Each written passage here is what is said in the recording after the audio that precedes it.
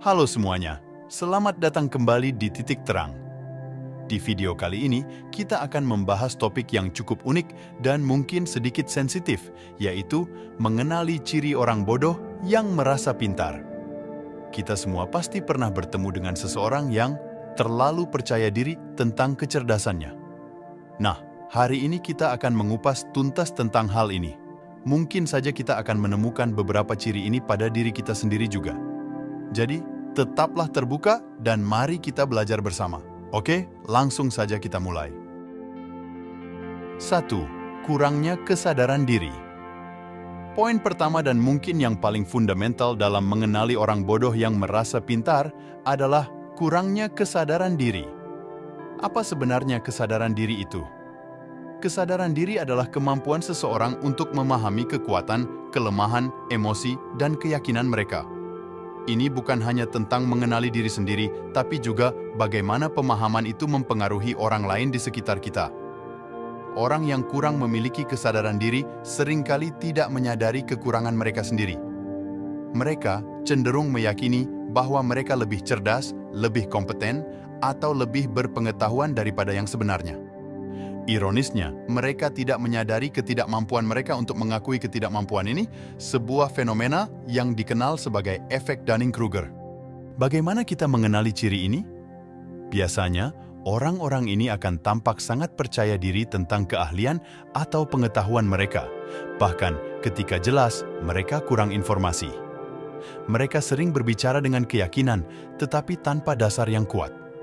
Ini bukan tentang kepercayaan diri yang sehat, melainkan kepercayaan diri yang tidak berdasar dan seringkali menyesatkan. Selain itu, mereka juga cenderung tidak menerima umpan balik atau kritik dengan baik.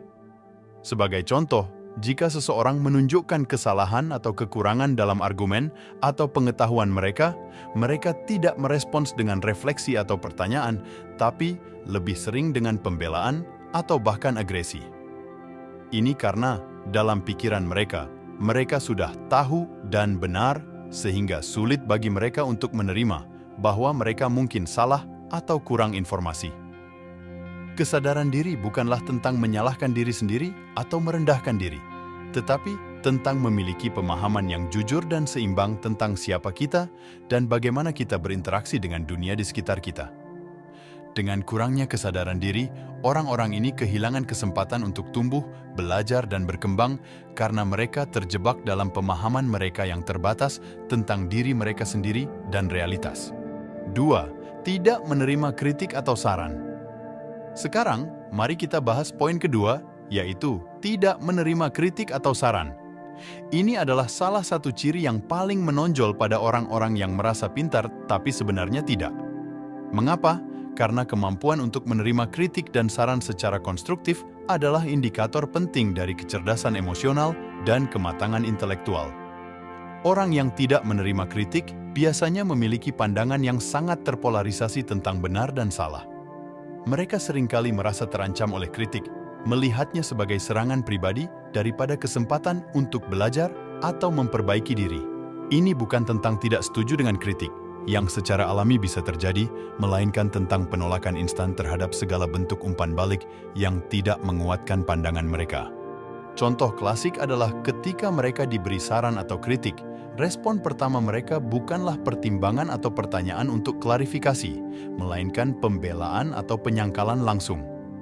Mereka mungkin langsung mengatakan, "Kamu tidak mengerti," atau "Itu bukan kesalahanku," bahkan sebelum mencoba memahami perspektif lain. Penting untuk dipahami bahwa di balik sikap ini seringkali terdapat ketidakamanan atau ketakutan. Ketakutan akan terlihat tidak cukup baik, ketakutan akan penilaian, atau ketakutan akan kegagalan. Ironisnya, sikap ini justru menghambat perkembangan dan pembelajaran yang merupakan bagian penting dari menjadi cerdas atau kompeten dalam bidang apapun. Mengakui bahwa kita tidak selalu benar, bahwa kita masih punya banyak yang perlu dipelajari, bukanlah tanda kelemahan. Sebaliknya, itu adalah tanda kekuatan, kecerdasan, dan keberanian. Kritik dan saran yang konstruktif adalah hadiah yang membantu kita tumbuh. Menolaknya berarti menolak peluang untuk menjadi versi terbaik dari diri kita sendiri. 3. Berpura-pura tahu segalanya. Poin ketiga yang kita bahas hari ini adalah berpura-pura tahu segalanya. Ini adalah ciri khas orang yang merasa pintar, tapi sebenarnya tidak. Mereka ini seringkali tampak sangat percaya diri dalam membicarakan topik apapun, meskipun dalam kenyataannya pengetahuan mereka sangat terbatas atau bahkan salah. Fenomena ini bukan hanya tentang memiliki rasa ingin tahu atau bersemangat dalam diskusi. Ini lebih kepada kebiasaan berbicara dengan otoritas tentang hal-hal yang sebenarnya mereka tidak mengerti. Kadang-kadang, mereka bahkan akan menggunakan informasi yang tidak akurat atau mengarang fakta untuk mendukung argumen mereka hanya agar terlihat lebih berpengetahuan. Ini sering terjadi dalam situasi di mana mereka merasa perlu untuk mengesankan orang lain atau dalam situasi sosial di mana pengetahuan dianggap sebagai bentuk status. Contohnya, dalam diskusi tentang topik ilmiah, politik, atau budaya, mereka akan berbicara dengan sangat percaya diri, seringkali memotong pembicara lain atau mendominasi percakapan tanpa memberi ruang untuk pertukaran ide atau pemikiran yang sebenarnya. Perilaku ini tidak hanya tidak produktif, tapi juga bisa merusak. Dalam dunia yang semakin kompleks, berpura-pura tahu segalanya bukan hanya membatasi pemahaman kita sendiri, tapi juga bisa menyesatkan orang lain. Ini menciptakan atmosfer di mana informasi palsu dapat tersebar dan keputusan penting dibuat berdasarkan pemahaman yang salah. Mengakui bahwa kita tidak tahu sesuatu bukanlah kelemahan. Sebaliknya, itu adalah awal dari pembelajaran. Orang yang benar-benar cerdas dan bijaksana adalah mereka yang tidak takut untuk mengatakan, "Saya tidak tahu, tapi saya ingin belajar." Sikap ini membuka pintu untuk pertumbuhan dan pemahaman yang lebih dalam, baik bagi diri sendiri maupun bagi orang lain dalam diskusi. 4. Menggunakan jargon untuk menyembunyikan ketidaktahuan.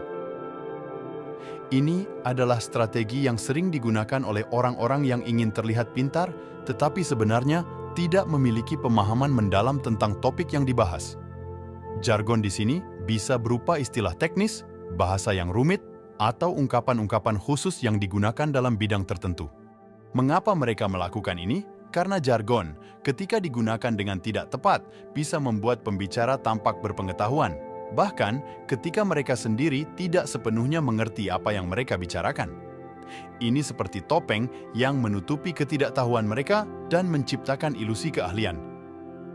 Cara mengenali perilaku ini bisa terlihat ketika seseorang terus-menerus menggunakan istilah teknis atau jargon yang rumit dalam situasi yang tidak memerlukannya, atau ketika mereka tidak bisa menyederhanakan penjelasan mereka untuk audiens yang awam.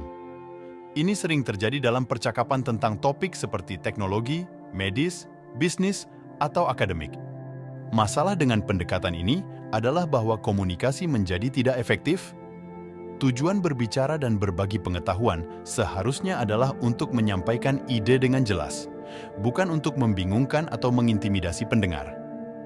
Ketika seseorang menggunakan jargon secara berlebihan, itu seringkali menunjukkan bahwa mereka lebih peduli dengan bagaimana mereka dipersepsikan daripada memastikan mereka dipahami. Jadi, ingatlah bahwa kejelasan dan kesederhanaan seringkali adalah tanda sejati pemahaman. Orang yang benar-benar paham tentang suatu topik biasanya dapat menjelaskannya dengan cara yang sederhana dan mudah dipahami. Jargon hanya berharga ketika digunakan dalam konteks yang tepat dan dengan pemahaman yang benar. 5. Kurangnya kemampuan untuk belajar dari kesalahan. Poin kelima yang kita bahas adalah kurangnya kemampuan untuk belajar dari kesalahan. Ini adalah ciri yang sangat penting dan sering diabaikan. Orang yang cerdas tidak hanya diukur dari pengetahuan atau kecerdasan mereka, tetapi juga dari kemampuan mereka untuk belajar, berkembang, dan yang paling penting belajar dari kesalahan. Orang yang merasa pintar tetapi sebenarnya tidak, seringkali menolak untuk mengakui kesalahan mereka. Ketika terjadi kesalahan, mereka cenderung mencari kambing hitam atau alasan eksternal, daripada mengakui dan belajar dari kesalahan tersebut. Ini bisa karena ego, ketakutan akan kegagalan, atau ketidakmampuan untuk menghadapi realitas bahwa mereka tidak sempurna. Contohnya, dalam situasi kerja atau belajar, ketika mereka mendapat umpan balik negatif atau hasil yang tidak memuaskan, reaksi pertama mereka mungkin adalah menyalahkan orang lain, lingkungan, atau bahkan faktor tak terduga. Mereka jarang berhenti dan bertanya, "Apa yang bisa saya pelajari dari situasi ini?" Atau, "Bagaimana saya bisa memperbaiki diri?" Perilaku ini bukan hanya menghambat pertumbuhan pribadi mereka, tetapi juga bisa berdampak negatif pada orang-orang di sekitar mereka. Dalam tim atau kelompok, sikap tidak mau belajar dari kesalahan dapat menciptakan lingkungan yang tidak sehat, di mana pertumbuhan dan inovasi terhambat, dan kesalahan diulang-ulang tanpa ada pembelajaran. Mengakui dan belajar dari kesalahan bukanlah tanda kelemahan, tetapi tanda kekuatan dan kecerdasan sejati. Itu menunjukkan bahwa kita memiliki keberanian untuk menghadapi kenyataan, kesediaan untuk berkembang, dan kemampuan untuk beradaptasi dan meningkat. Ini adalah kualitas yang sebenarnya mencerminkan kecerdasan dan kematangan. Nah, itulah tadi 5 ciri orang bodoh yang merasa pintar. Ini bukan tentang menilai atau mengkritik orang lain, tetapi lebih kepada introspeksi diri. Kita semua memiliki momen ketika kita mungkin menunjukkan beberapa ciri ini, dan itu normal. Yang penting adalah kesediaan kita untuk mengakui dan belajar dari hal tersebut.